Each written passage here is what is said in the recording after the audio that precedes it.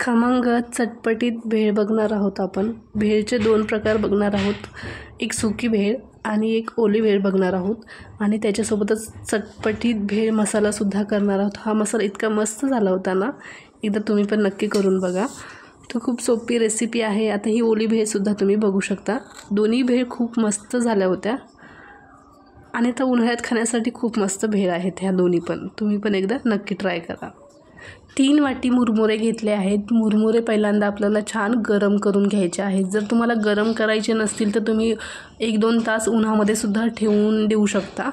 उन्हात ठेवायचे 2 तास आणि मग भेळ करायची, किंवा उन्हात ठेवायचे नसेल तर गॅसवर तुम्ही 2-3 मिनिटे छान परतून घ्यायचे आहेत। तेल वगैरे काहीही न टाकता असे कुरकुरीत होईपर्यंत आपल्याला परतून घ्यायचे आहेत। आता हे मुरमुरे आपण थंडे करून घेऊया।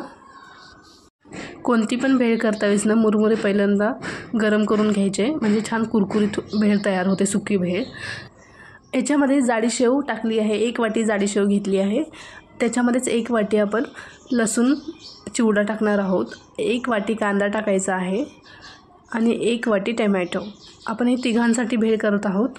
3 वाटी मुरमुरे घेतले होते, अर्धी वाटी हिरवी मिरची एकदम बारीक बारीक कापून घेतली आहे। जर मिरची तुम्ही खात नसाल तर नाही टाकली तरी पण चालेल। याच्यामध्ये कोथिंबीर अर्धी वाटी आणि तेलामध्ये फ्राय केलेले शेंगदाणे तेलामध्ये छान परतून घेतले होते आणि थोडासा कलर चेंज केला होता शेंगदाण्याचा, म्हणजे थोडेसे लालसर भाजले होते। आता याच्यामध्येच बारीक शेव टाकायची आहे। सुकी भेळ आपली तयार आहे। जर तुम्हाला कुठं प्रवासात वगैरे घेऊन जायचं असेल ना तर कांदा आणि टोमॅटो टाकायचा नाही। जर कांदा आणि टोमॅटो टाकला ना तर भेळ आपली नरम होऊ शकते। बिना कांदा आणि टोमॅटोचे छान 15 ते 20 दिवस सुकी भेळ राहते। तर आता ह्याच्यामध्ये आपण मसाला टाकायचा आहे। 2 चमचे मसाला टाकला आहे। 2 किंवा 3 चमचे मसाला तुम्ही टाकू शकता, भेळ मसाला आहे हा, आणि व्यवस्थित मिक्स करायचा आहे। मसाल्याची पण रेसिपी मी सांगणार आहे। तर आपली सुकी भेळ आता तयार आहे, बघू शकता।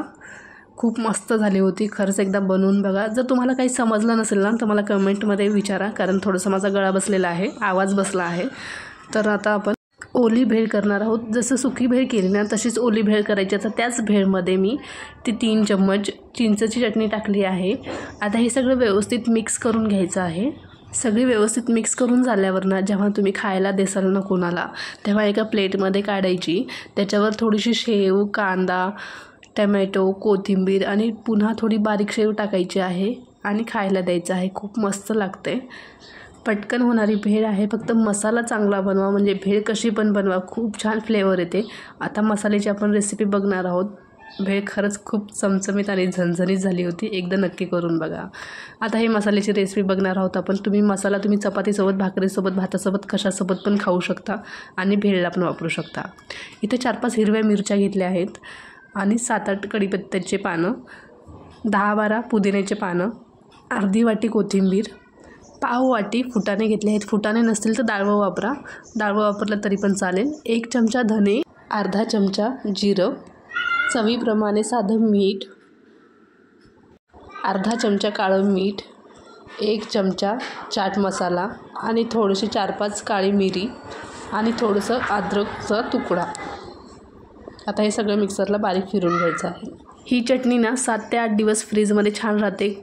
हवाबंद डब्यामध्ये ठेवायची, खूप मस्त राहते आणि फ्लेवर खूप मस्त आलेला आहे। वास तर इतका मस्त येतो ना चटणीचा।